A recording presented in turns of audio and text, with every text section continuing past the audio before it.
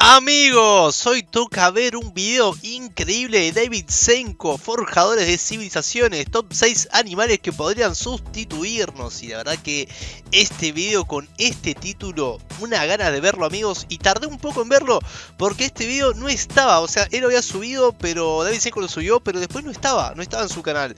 Estaba como bloqueado, no podía acceder directamente. Estaba como si no él hubiera eliminado, ¿viste? Lo había puesto en privado en realidad, eso.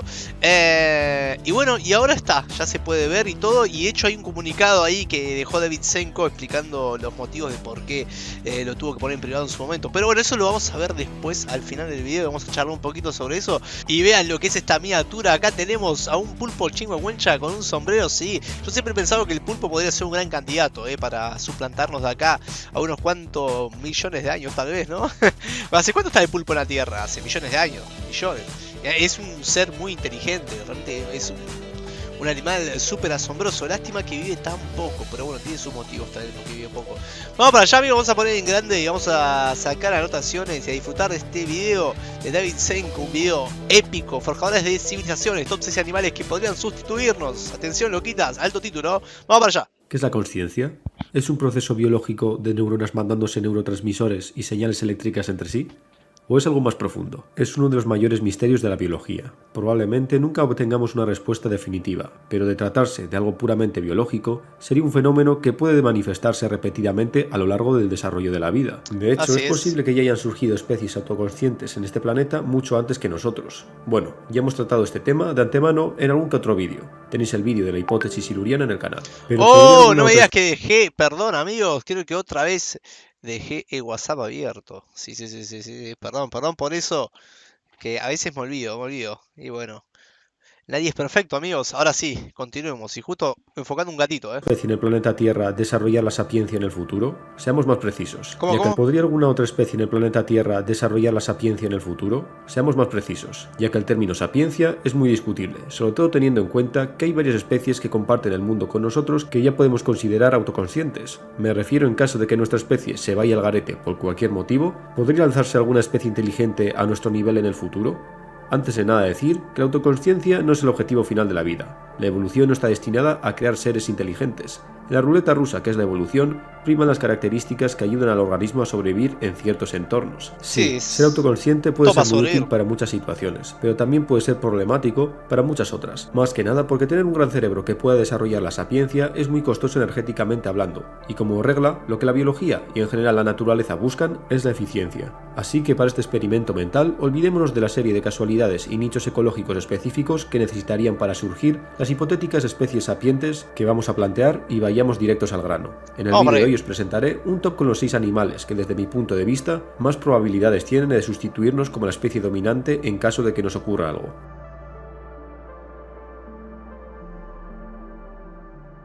Yo creo que chimpancé, ¿no? Podría ser. Aquí nos encontramos con los candidatos más extraños de todo nuestro catálogo de posibles constructores de civilizaciones. En parte también debido puede ser. a que se puede discutir que estas criaturas ya tienen sus propias civilizaciones, solo que construidas de una forma muy diferente y a la vez siniestramente similar a la nuestra. Las hormigas son los insectos sociales por antonomasia. Se han adaptado a todo tipo de ecosistemas, y cada especie de hormiga tiene estrategias muy diferentes a la hora de afrontar la supervivencia en la naturaleza. Algunas forman colonias de millones de individuos, otras no son más que grupos de apenas 100 hormigas. Algunas construyen hormigueros de tierra colosales, otras son nómadas que están en constante movimiento. Algunas escupen ácido fórmico para defenderse, otras tienen castas de guerreras armadas con mandíbulas gigantes y venenos potentísimos, pero todas ellas comparten la característica de que se trata de insectos sociales. Forman parte de sociedades, conocen la arquitectura, la agricultura, la ganadería... ¿Cuáles son las hormigas tanques? Son las que tienen diferentes categorías y tiene uno que es la hormiga berserk, que es una cosa gigante. Calculo que todos hemos visto esos Shure donde te ponen toda una historia de hormigas peleando contra otras, que está épico. Bueno, ahí muestra mucho el berserk. La guerra, la esclavitud, confederaciones de hormigueros... Vamos, que en papel ya forman su propia civilización. De hecho, según el registro fósil, las hormigas llevan alrededor de 100 millones de años en la faz de la Tierra, aunque en realidad no se convertirían en el grupo tan expandido y dominante que son hoy en día hasta principios del Cenozoico, hace unos 60 millones de años. El gran éxito de este grupo radica sin ninguna duda en su comportamiento social. Ahora bien, Cómo estos organismos tan simples, sobre todo comparándolos con el resto de candidatos de la lista, han conseguido este nivel de organización y sofisticación que en muchos casos dejan en ridículo al resto. Pues para empezar, cosas como las castas sociales de un hormiguero no son el resultado de cultura, sino de determinismo biológico. No es una sociedad real, como lo podría ser la nuestra. Es lo que la biología denomina eusociedad. Cada rol específico está grabado a fuego en los genes de cada individuo, hasta el punto que en algunas especies, si comparas la casta guerrera con las obreras, tienen más diferencias que similitudes. Parecen especies completamente diferentes. Esto es el resultado de nuestra amiga la selección natural trabajando horas extra. Una especie de prueba y error que sin querer engendró algo que podríamos considerar una sociedad a primera vista. Cogiendo esto como base, ¿por qué no podría pasar que en cierto momento una colonia de hormigas en alguna parte descubre que mediante una reacción química de sus ácidos pueden generar un fuego? Y que este fuego, si se alimenta en ciertas cavidades, puede generar un calor inmenso, es decir, un horno. Y que este calor inmenso se puede utilizar para derretir y modelar ciertos minerales que se encuentran al excavar en sus galerías, como el cobre o el hierro. Es decir, metalurgia. Esto es un simple ejemplo, más bien una excusa para imaginarnos hormigas con mandíbulas cromadas y armaduras con pinchos. Pero si la selección natural nos ha dado hormigas cultivando hongos o cuidando de ciertos insectos, no me sorprendería demasiado que dándolas unos cuantos millones de años, ciertas especies desarrollen la metalurgia y otras tecnologías, como por ejemplo la energía hidráulica. Pero a pesar de todas las posibilidades de una civilización de hormigas, no sería una sociedad real, formada por individuos. Sería, como he comentado antes, una eusociedad, una civilización creada por mentes colmena, por robots. Claro, sería tipo como pasa también con las abejas, ¿no? O sea, son todo mente y colmena. O sea, sería una onda así. ¿Se imaginan hormigas súper inteligentes con armadura? Sería muy flashero. Ahora, hay un animal que es un ave que controla el fuego. Bueno, no es que lo controla en sí, pero aprovecha cuando encuentra una rama con fuego, que puede ser, no sé, producto de días de verano o tormentas, no sé, suele agarrar esa rama con fuego y la tira, crea incendios controlados, para que en esos incendios salgan bosques, en ese incendio que produce un bosque, salgan animales y insectos y se los come. Pero crea fuegos controlados. Ese animal es increíble, es un ave que agarra, crea incendios. O sea, increíble, o sea, más allá de nosotros, ¿qué otro animal puede dominar el fuego? Este es el que más se le acerca, que no lo domina en sí, pero le da una buena utilización. Superorganismo, es decir, algo completamente alienígena para nosotros y prácticamente el resto de animales de esta lista, que disfrutamos de nuestra individualidad. Aunque bueno, seguro que la hormiga individual, con sus limitadas capacidades, está más que feliz de cumplir con su rol preasignado por millones de años en lo más profundo de su ADN. Al menos ellos no tienen que perder el tiempo pensando en su propósito, pero no nos pongamos demasiado profundos. Claro. Nuestras laboriosas compañeras se quedan con este puesto. Me gustó, me gustó. Vamos al quinto puesto. En este puesto nos encontramos a un grupo de auténticos alienígenas, tanto así que existe una teoría que afirma que estos animales no son nativos de la Tierra y que llegaron a nuestro planeta a modo de esporas en un asteroide hace cientos de millones de años, tremendos autoestopistas galácticos. Por supuesto, esta teoría es una chorrada, pero cierto es que los cefalópodos, es decir, animales como los calamares, pulpos y sepias, son increíbles y un linaje de animales muy antiguo. Los primeros fósiles de estos animales se remontan hace unos apabullantes 500 millones de años. Es que parece pero dejemos de lado la antigüedad de estos animales, para centrarnos en uno de los aspectos más interesantes de estos, su inteligencia. Es increíble pensar que unos invertebrados tan antiguos pueden tener esta inteligencia, pero lo cierto es que estos animales exhiben comportamientos que solo pueden ser catalogados como conscientes. No es para menos, los cefalópodos tienen el sistema nervioso central más complejo de todos los invertebrados. Si nos ponemos a contar el número de conexiones neuronales, los cefalópodos poseerían una capacidad neuronal similar a la de un perro, lo cual en papel no está nada mal. Pero comparar el cerebro de un mamífero con el de un molusco, utilizando el número de neuronas como referencia, nos da un resultado muy simplista y, como demuestran los experimentos llevados a cabo con cefalópodos, en muchas ocasiones erróneo. Porque a diferencia del sistema nervioso centralizado de los mamíferos, los pulpos, calamares y sepias tienen un cerebro central y uno periférico, es decir, un sistema nervioso descentralizado. Este cerebro periférico está repartido por las extremidades de los animales, lo que permite a nuestros amigos con ventosas estar pensando, por así decirlo, en varias cosas a la vez. Mientras sus tentáculos exploran el entorno independientemente con sus pequeños cerebros, el cerebro central puede estar a otra cosa o decidiendo qué hacer con los estímulos recibidos por su sistema nervioso. Claro, porque es como que cada tentáculo tiene un pequeño cerebro, ¿no? Y a su vez todo eso está conectado con el cerebro central. O sea, es una locura, boludo, si se ponen a pensar. O sea, lo que fue la evolución con este animal, o sea, sorprendente, ¿no? Y sé que el pulpo no tiene, es muy individual, pero si se le ocurriera vivir más en sociedad y no sé, en el arrecife y armarse ahí, sería imparable, boludo. O sea, tranquilamente el pulpo podría, si nosotros nos extinguimos, podría venir una próxima civilización de ellos. Podría ser, como podría no. A ver, acá estamos tirando hipótesis al aire, ¿no? nervioso periférico, una especie de Imaginando. conversación interna perpetua. Uno expone y otro dispone. Muy loco. ¿Sean todos los cefalópodos bipolares? Es gracias a esto que los cefalópodos son capaces de resolver problemas complejos, son muy adaptables a la hora de enfrentarse a nuevas situaciones, Animales son curiosos, increíbles, les gusta explorar y desmontar objetos, aprenden mediante observación, a diferencia de repetición, como puede ser el caso de los perros. Aparte de esto, utilizan cambios de color y patrones en su piel para indicar estados de ánimo y transmitir ideas a otros, además de que son astutos y en el caso de los pulpos son especialmente buenos escapando de su confinamiento y a su vez destrozando el equipamiento de laboratorio. Hay varios casos en diferentes acuarios. Cuando los pone, por ejemplo, en botellas y abre desde adentro la botella, eso es impresionante, chabón. O sea, que animal inteligente, o sea, para lograr darse cuenta que tiene que desenroscarlo. De pulpos abandonando su hábitat por la noche para tomarse un tentempié a modo de algún cangrejo en otro hábitat, para luego volver al suyo como si nada hubiera pasado. La única pega de los pulpos en concreto, como candidatos de creadores de civilizaciones, Bien es poco. que se trata de animales solitarios en la naturaleza, Claro, a pesar de que en también. acuarios y laboratorios se ha demostrado que cuando están juntos, estos animales saben cooperar, aparte de que se trata de animales que viven muy poco, unos 4 años, y en el caso de las hembras, mueren tras poner los huevos. Pero quién sabe, puede que en un futuro surja una especie de pulpo más longeva y que no está atada al ciclo de vida de la muerte prematura, una civilización de cefalópodos. Ahora es increíble porque yo había visto que habían agarrado un pulpo y lo habían castrado y pudo vivir mucho tiempo más, ¿eh?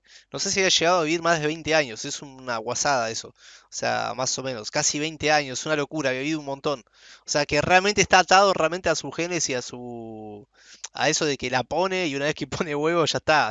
Una vez que el pulpo macho la pone, listo, ya se acaba muriendo y la hembra una vez que pone los huevos. O sea, ambos están, digamos, por su sexualidad, mueren una vez que se reproducen prácticamente, o sea, nada más. Pero bueno, lo que sí ponen un montón de huevos, una banda, eso sí. Eh, Así que habría que eliminar esa limitación que tienen.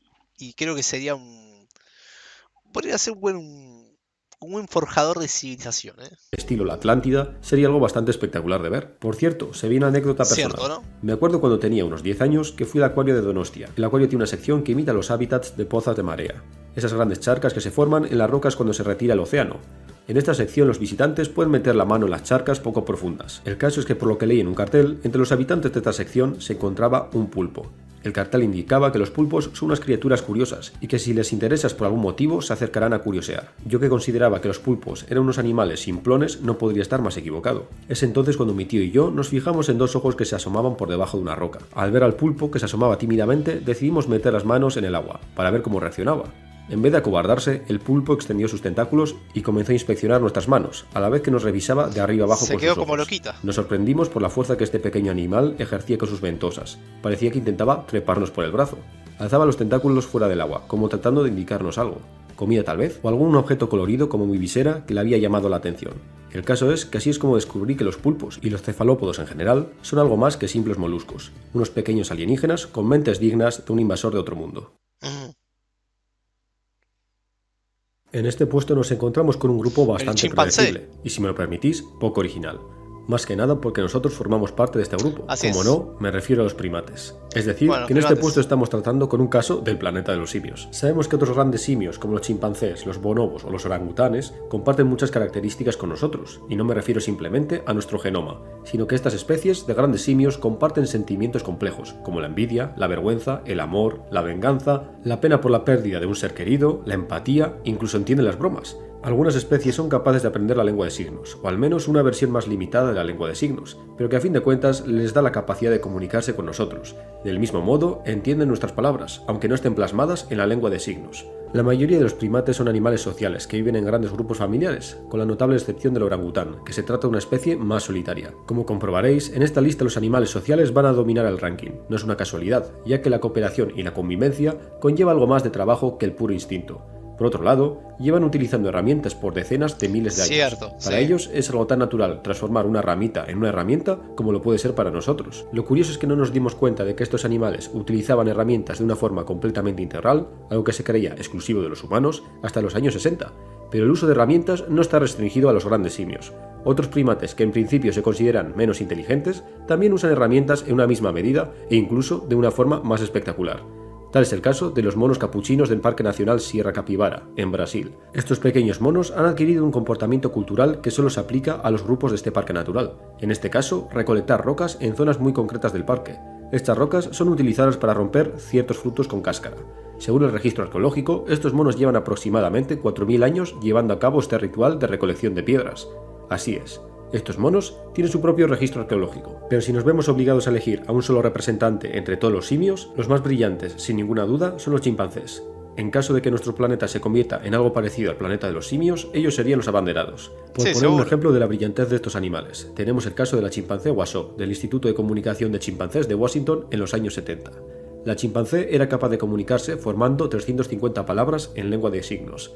Es considerado como el primer animal capaz de comunicarse mediante la lengua de signos. Entre todas las anécdotas de la vida de Washoe, hay una que es especialmente enternecedora y una prueba indiscutible de que la chimpancé comprendía las palabras. Washoe estaba especialmente sensible debido a que su cría falleció poco después de nacer. Justo en esa temporada, una de las cuidadoras de Washoe, llamada Kat, estaba embarazada, y cuando la chimpancé observó el vientre abultado de la cuidadora, se comenzó a interesar. En el lenguaje de signos, tras tocar la barriga de la cuidadora, formaba la palabra niño. Entonces, por una temporada, Kat dejó de visitar a la chimpancé. Eso no le sentó nada bien a Washoe. Estaba más irritable de lo normal. Seguramente pensaba que su amiga la había abandonado. Cuando Kat volvió días después, al principio Washoe la ignoraba, como si estuviera enfadada con ella. Pero entonces Kat se acercó y le explicó con su lengua común que había perdido al niño.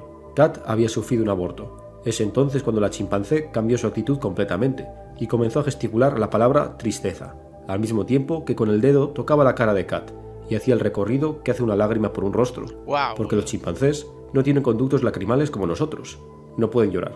A continuación, Washoe gesticuló la frase «abrázame», y la mujer y la chimpancé se abrazaron en señal de afecto, una demostración ante los todavía escépticos de la época ¡Qué locura! Que los animales son capaces de sentir emociones complejas. Nuestros primos peludos se quedan con este puesto. O sea, vamos por el puesto número 3 ahora. El chimpancé podría estar tranquilamente en los primeros puestos, ¿no? O sea, el 1 o el 2, digo. Animal súper mega inteligente. Sí. Y yo creo que el chimpancé muy probablemente sería el próximo sucesor, ¿no? Si nosotros no existimos más y pasan unos cuantos miles de años, creo que tendría que pasar muchos miles de años. Y creo que ahí tendríamos, como el planeta de los simios. En este puesto nos encontramos a dos grupos de animales, que si bien son bastante distintos, en el fondo están aquí por un motivo muy similar. Así que los meto en el mismo saco. Según muchos, estos dos grupos de animales son los más inteligentes sobre la faz de la Tierra, solo superados por la especie de un servidor, lo cual es bastante chocante para muchos, ya que cuando nos dicen que nombremos al animal más inteligente del planeta, seguramente la mayoría mencionarían alguno de los grandes simios. Puede que una respuesta demasiado antropocéntrica. En cambio, los primos peludos quedan relegados a un segundo plano cuando comenzamos a hablar de dos grupos de animales emplumados. Los córvidos, es decir, los cuervos, urracas y arrendajos, y los citasiformes, un orden formado por los loros y sus primos como las cacatúas y los loros de Nueva Zelanda. Sí, los loros de Nueva Zelanda son especiales. Los antepasados de estos se separaron del resto de loros auténticos, por llamarlos de alguna manera, y quedaron aislados hace 80 millones de años. Pero no nos vayamos por las ramas. Existen muchísimas especies con modos de vida muy diferentes dentro de estos dos grupos. Algunos son frugívoros, en las junglas tropicales, mientras que otros son omnívoros, en climas templados y fríos. Pero todos comparten la característica de ser brillantes a su manera. Utilizan herramientas, se reconocen en espejos, resuelven problemas complejos que pondrían a más de un humano en problemas, saben cómo engañar a otros o empujarles a llevar a cabo conflictos, comprenden sentimientos complejos, entienden el concepto de la muerte, tienen comportamientos culturales y modas que solo afectan a ciertos grupos, etc. Resulta bastante increíble que no nos hayamos dado cuenta de la inteligencia de estos animales tan tarde, porque claro, ya sabíamos que podían imitar sonidos y palabras, pero considerábamos que simplemente los repetían como una grabadora. De ahí viene la expresión repetir todo como un loro. Pero resulta que estos animales sí comprenden las palabras, asocian los sonidos con objetos o sensaciones. Muchos son los experimentos que confirman esto. Del mismo modo, los córvidos y los loros poseen una habilidad que el resto de animales del planeta, aparte de nosotros, no poseen, o al menos no ha sido confirmado todavía. Estas aves pueden planificar con mucha antelación. En un experimento llevado a cabo en la Universidad de Lund, se les ofrecía a unos cuervos una llave. Esta llave ya era conocida por los cuervos. Sabían que esta llave, en concreto, servía para abrir compartimentos con comida o juguetes. Pero los cuervos no obtenían la caja que abría esta llave, simplemente les daban la llave sin más explicación. Un primate como un chimpancé o un mono capuchino cogería la llave y tras recorrer varias veces su habitáculo y darse cuenta que no hay ninguna caja en la que pueda usarse esta llave, se desharía de ella, simplemente la tirarían. En cambio los cuervos no se deshicieron de la llave, la llevaban con ellos a todas partes. Así siguieron por 17 horas. Se la guardaron en el inventario, por así decirlo, porque sabían que este objeto era una herramienta sorpresa que les sería de ayuda más tarde. Al final, no os preocupéis porque consiguieron su premio. Todo esto con un cerebro muy pequeño en comparación con su masa corporal. Otro ejemplo más de lo errada que es la comparación del tamaño del cerebro con la masa del animal a la hora de estimar la inteligencia. Todos estos animales son geniales. Pero si Sí, tenemos... es cierto, ¿no? Uno tiene pensado, uno tiene, digamos, en mente de qué cosa, de que un animal grande con un cerebro grande es mucho más inteligente que otros animales, pero después te aparece esto, el loro, el cuervo, que tiene un cerebro tan diminuto, chabón, y sin embargo puede hacer tantas cosas, y es una inteligencia mucho más superior a otros animales, y te quedás pensando, ¿viste? ¿No? El tamaño no tiene importancia, por lo menos en esto, ¿no? En otras cosas después sí. que aventurarnos a elegir los mejores candidatos a la hora de construir una civilización futura, me quedo con los dos pesos pesados. Por un lado, el cuervo de Nueva Caledonia, y por otro lado, el loro gris africano, dos auténticos genios que están acostumbrados a sorprender a la comunidad científica. El cuervo de Nueva Caledonia es nativo, sorpresa sorpresa, de la isla de Nueva Caledonia. Es bien conocido por aprovecharse de nuestro modo de vida, como por ejemplo dejando nueces en la carretera para que las rompan los coches, además de que son capaces de confeccionar y utilizar todo tipo de herramientas en la naturaleza. Por ejemplo, son capaces de construir anzuelos con trozos de alambre. Si les damos el suficiente tiempo, acabarán desarrollando un árbol tecnológico. En el caso de los loros grises africanos, tenemos el extraordinario caso de Alex, el que era conocido como el loro más inteligente del mundo. Lo conozco, sí. El loro fue el sujeto de estudio sobre la psicología animal de la doctora Irene Pepperberg. Se expidió Lo compró en todo. una tienda de animales cuando el animal tenía alrededor de un año de edad. A lo largo de su vida, Alex sorprendió a la comunidad científica de los 80 y los 90 como ningún otro animal había hecho nunca. Es aquí cuando nos tuvimos que replantear muchas cosas acerca de la conducta e inteligencia animal. Alex identificaba objetos. No solo conocía cómo se llamaban, sino que describía su color, el material y la forma. También era capaz de formar frases. Del mismo modo, el animal se inventaba palabras nuevas fusionando otras palabras para referirse a cosas que no había visto nunca. Por ejemplo, la primera vez que vio una manzana la llamó Banerri, una mezcla entre banana, plátano y cherry, cereza. El ave tenía un porcentaje de acierto superior al 80%. También debemos de tener en cuenta que debido a los repetitivos ejercicios a la hora de examinarle, Alex se solía aburrir y comenzaba a fallar a propósito o se ponía a hacer preguntas. Del mismo modo, había momentos en los que se enfadaba cuando trataban de engañarle, con información errónea. También fue en uno de estos momentos de aburrimiento que Alex se miró en un espejo y preguntó: ¿de qué color? Este se considera el único caso registrado de un animal haciéndose una pregunta existencial. La doctora Pepperberg le repitió la palabra gris, mientras Alex escuchaba con atención. Entonces Alex comprendió y repitió: gris. La doctora y el loro compartieron juntos 31 años de su vida. Pero lamentablemente, Alex tuvo una muerte prematura para la larga esperanza de vida de los loros grises africanos, en el año 2007, debido a un ataque al corazón resultado de una extraña enfermedad arterial. La noche antes de su muerte, la doctora y él llevaron a cabo su rutina de buenas noches. La doctora indicaba a Alex que era hora de volver a su jaula. Alex entró en la jaula, se la quedó mirando y pronunció la frase: «Eres buena, te quiero, te veré mañana». Los increíbles córvidos y loros se quedan en este puesto. Qué fuerte que te diga eso, boludo, ¿no? El otro día ya. Los animales que nos está encontramos muerto, aquí tienen todas las características que hemos enumerado en los puestos anteriores y más a la hora de seleccionarlos como especie ¿Qué puede candidata haber? capaz de ¿Delfín? sustituirnos como especie dominante en un futuro.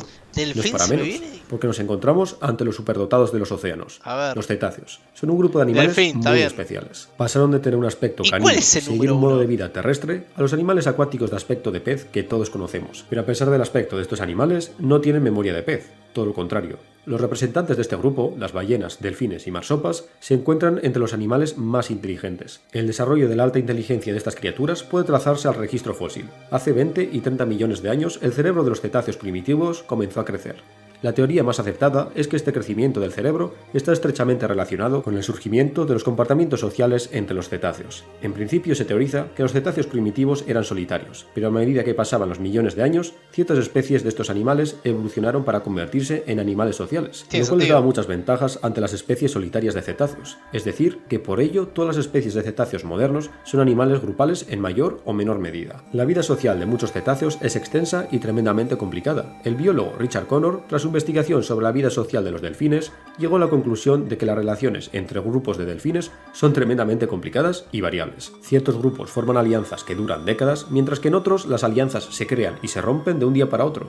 Todo dependiendo de muchos factores que el científico no fue capaz de delimitar. Son como nosotros. Puede que la gran inteligencia de estos animales tenga sus orígenes precisamente en la capacidad de poder recordar todas estas complejas relaciones. El caso es que los cetáceos tienen todas las papeletas, se reconocen en espejos, tienen extensos comportamientos sociales, realizan trampas y estrategias coordinadas para atrapar presas, son capaces de interpretar carteles y señales o utilizan diferentes objetos del océano, ya sea como herramientas o para jugar. Podríamos seguir enumerando los increíbles logros de los cetáceos, pero centrémonos en los detalles que los hacen realmente especiales.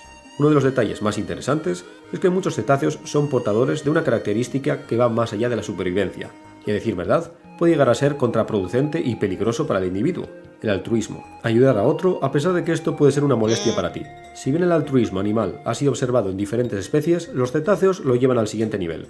Muchos buceadores comparten historias mencionando cómo ballenas o delfines les protegieron de tiburones. Del mismo modo, se ha observado a ballenas como las yubartas ayudando a una ballena solitaria que estaba siendo acosada por un grupo de orcas. Al ser altruistas, como no, estos animales también son empáticos. Uno de los ejemplos más curiosos es el de los cachalotes. Estos animales son considerados los más ruidosos del planeta, más que nada porque los sonidos que emiten para inspeccionar su entorno mediante colocalización, llamados coloquialmente clics, pueden superar los 230 decibelios.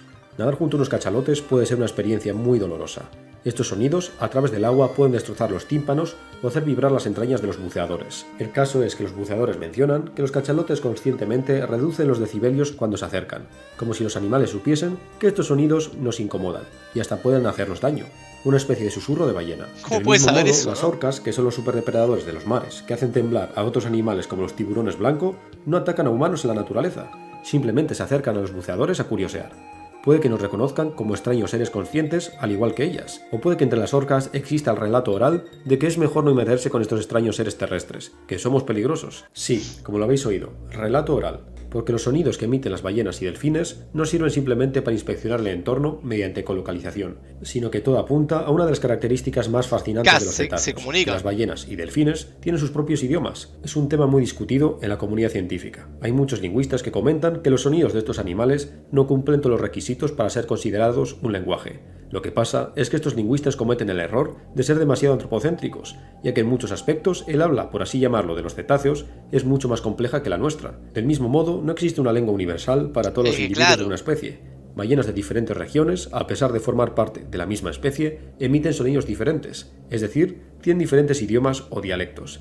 Esto tiene relación con el concepto de cultura propia. Claro, puede ser un idioma un poco más precario o primitivo, pero no deja de ser una forma de comunicación, ¿no? O sea, y aparte son animales muy inteligentes, chabón. Se deben decir cosas. La cultura se transmite entre diferentes grupos de cetáceos. Si un grupo averigua algo interesante o divertido, muy probablemente otro grupo adoptará esta característica cultural o moda. Un buen ejemplo reciente es el de las orcas ibéricas. Algunos de estos animales comenzaron a atacar pequeñas embarcaciones. Parece ser que este comportamiento se expandió, y desde el 2020 se han dado 774 casos registrados desde las costas del norte de África hasta el Canal de la Mancha. Se van revelando. Pero estas modas aparecen y desaparecen. Al igual que pasa con nosotros, las modas vuelven, como es el caso de las orcas del Pacífico Norte en la costa de Estados Unidos, que recientemente han vuelto a utilizar salmones como sombrero, un comportamiento que no se observaba desde la década de los 80. Parece ser que a estas orcas les gusta el estilo retro. Volviendo al idioma de los cetáceos, existen casos de ciertas ballenas cambiando completamente el tono y la frecuencia de sus sonidos cuando se encuentran con otra especie. ¿Puede que una ballena austral chapurre un poco de yubarta? ¿Puede que tenga una especie de lengua puente para comunicarse con otras especies? El caso es que estos políglotas oceánicos son uno de los mejores candidatos para crear una especie de civilización submarina. Detrás de esos ojos inexpresivos hay todo un universo. Y bueno, llegamos al número 1, que no sé qué habrá. En este puesto nos encontramos con los sensibleros del equipo. Con sensibleros me refiero a que puede que estos animales sean los más afectivos y con vínculos sociales más estrechos de todos los de la lista. Elefante, me refiero a los gigantes de las sabanas africanas y las junglas asiáticas, los elefantes. Ya desde la antigüedad, los elefantes han sido considerados como animales sabios y emocionales. Es que lo son, Aristóteles mencionaba que el elefante era el animal que superaba a todos los demás en mente e ingenio. La fama de la prodigiosa memoria de los elefantes no es un mito. Ciertamente, estos animales, más concretamente las matriarcas, tienen un mapa mental de todas las rutas habidas y por haber que han seguido a lo largo de los años, porque sí, las manadas de elefantes están dirigidas por una matriarca, que vela por el bienestar del grupo, formado por crías, hembras y machos jóvenes. Las hembras son las encargadas de transmitir los conocimientos, habilidades, recursos y estrategias de supervivencia de generación en generación, de manera que transmiten la cultura por aprendizaje social.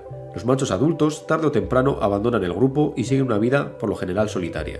Los lazos sociales dentro de los grupos de elefantes son extremadamente cercanos. Estos animales, a pesar de que físicamente tienen muy pocas similitudes con nosotros, muestran emociones, identifican las emociones de otros y son muy expresivos, en parte debido a su trompa, que utilizan prácticamente como nosotros utilizamos nuestros brazos. Y lo fuerte que es son, decir, ¿no? Que aparte de utilizar sus trompas para interactuar con objetos o con otros elefantes, también lo utilizan para gesticular. De hecho, son de los pocos animales que entienden el gesto de señalar un objeto que nos llama la atención, o señalar una dirección para indicar a dónde nos dirigimos a la primera. porque básicamente ellos también utilizan las trompas para esto. A decir verdad, el cerebro de un elefante es muy similar al nuestro en estructura, tanto así que al verlo uno junto al otro, a más de uno le costaría diferenciarlos. Un ejemplo de evolución convergente.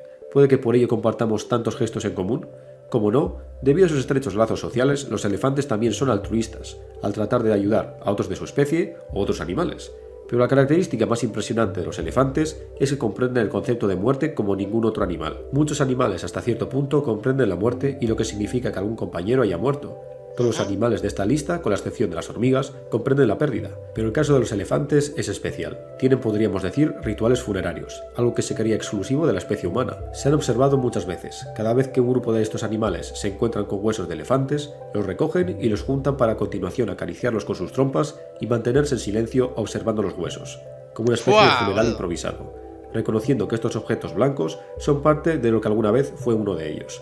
Del mismo modo, se han dado casos de elefantes que trataban de recuperar el cuerpo de elefantes abatidos por cazadores, como si intentasen dar una despedida digna a su compañero. Es debido a estos sucesos que observaron los exploradores europeos del siglo XIX que se concebió la errónea idea de que existían cementerios de elefantes. Uno de los casos mejor documentados de los ritos funerarios de los elefantes es la experiencia de la etóloga Cynthia Moss, en Kenia. Cynthia llevaba tiempo observando un grupo de elefantes en el Parque Natural de Amboseli. Un día, 2 miembros del grupo fueron disparados por cazadores furtivos. Aunque uno de los elefantes murió, el otro, llamado Tina, se mantuvo en pie, pero muy mal herida por la pérdida de sangre, hasta el punto de que sus rodillas comenzaban a ceder. 2 miembros de la familia, entre las que se encontraba la madre de Tina, Teresia, caminaron hacia ambos lados de Tina y actuaron a modo de soporte. La mantuvieron en pie. Pero Tina ya estaba perdida. No pasó mucho hasta que el animal se dio por vencido y se desplomó, para acto seguido morir en el suelo. Las 2 elefantas trataban de levantarla desesperadamente.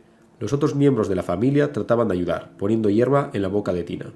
Teresia trató de levantar a Tina utilizando sus colmillos, pero lo único que consiguió fue dañarse uno de los colmillos. Después de que los elefantes asumiesen que Tina había muerto, no la abandonaron, sino que comenzaron a enterrarla en una tumba poco profunda y lanzaron hojas sobre su cuerpo. Se pararon al lado del cuerpo de Tina durante toda la noche, en una especie de silencioso velatorio, y comenzaron a irse a la mañana. La última en irse fue Teresia, la madre de Tina, que se quedó por horas junto al cuerpo de Tina acariciando su cabeza con la trompa. Los elefantes se quedan en este puesto por algo muy... Qué loco, ¿no? Que puedan sentir todo ese dolor, chabón. A ese punto, ¿no? De tirarle hojas, cavar, estar ahí haciendo, bancando, ¿no? El cuerpo, haciendo un velorio, así, impresionante, chabón. Tener autoconsciencia, reconocerse en un espejo, utilizar herramientas, está muy bien. Pero los elefantes tienen algo más. Va más allá, algo que nos acompaña a los humanos desde los albores de la humanidad. Sí, espiritualidad. Algo que trata de dar explicación a la terrorífica entropía. La comprensión de que estamos un breve lapso de tiempo en la Tierra y luego, quién sabe, un misterio. Puede que la elefanta Teresia, mientras acariciaba la cabeza del cadáver de su hija, pensase que al final la volvería a ver. Puede que no en esta sabana, pero sí en otro tiempo, en otra parte, en el lugar al que viajan aquellos que dejan sus rocas blancas atrás. En honor a mis 2 abuelos que tantos buenos momentos me dieron y no se perdía ninguno de mis videos. Uy, mal ahí. En honor hacia esos abuelos orgullosos de Vincenco. Bueno, videazo acabamos de ver, no cabe duda, es un video muy épico, le ponemos like, aparte de un tema tan interesante, ¿no? A ver, acá tenemos un mensaje de Vincenco. Sí, este video es una resubida de un video anterior que fue eliminado. Tenéis el contexto en la descripción y en la pestaña de comunidad. Pasad un buen domingo, saludos. A ver, acá dice algo, ¿ves? Atención, este video es una resubida y edición de otro video que ya subí hace 3 meses. Ese video fue denunciado por otro usuario de la plataforma que consideró que estaba infringiendo el derecho de copyright al mostrar 18 segundos de su metraje en mi video de casi media hora. Como comprobaréis, los que ya visteis el video original, esta nueva versión retiene la misma información. Pero bueno, lo de siempre, en esta plataforma te puedes encontrar a gente maravillosa y comprensiva, pero también amargados que se creen el ombligo del mundo. Al menos aprendí una lección a partir de ahora, despacio y buena letra. Disfruten del video, qué crack, qué lindas palabras también que largó ahí David Senko. Tranquilamente pudo haberle tirado mierda y no lo hizo, boludo. Ahora sí hay youtubers de mierda, boludo, porque ¿qué le molestaba? 18 segundos. YouTube, metete con quien quieras, pero a David Senko los respetás. Sí, así es. Lo que hizo YouTube es herejía, blasfemia. ¿Cómo se les ocurre meterse con este canal? Uno de los pocos que de verdad contenido de calidad. Exactamente. Es cierto. Es cierto eso. SRS buena, te quiero. Te veré mañana, me dolió con todo el alma. No importa ese contenido de calidad, merece verse completo, exactamente. Bueno amigos, acabamos de ver un video increíble de David Senko, simplemente épico. Ya saben que si quieren que vea algo particular, abajo, bandeja de comentarios loquita. Nos estamos viendo próximamente, como siempre, en este canal de Chimuencha. Hasta la próxima. Es el peje, el del venoso suave. Le gusta ver hombres en YouTube que sabe, fantaseando con dos en un cuento de horror y con el tatu del bananero. ¡Qué sabor! Las cosas pasan pero el show sigue igual. Pone la cámara, es momento de actuar. El chat espera.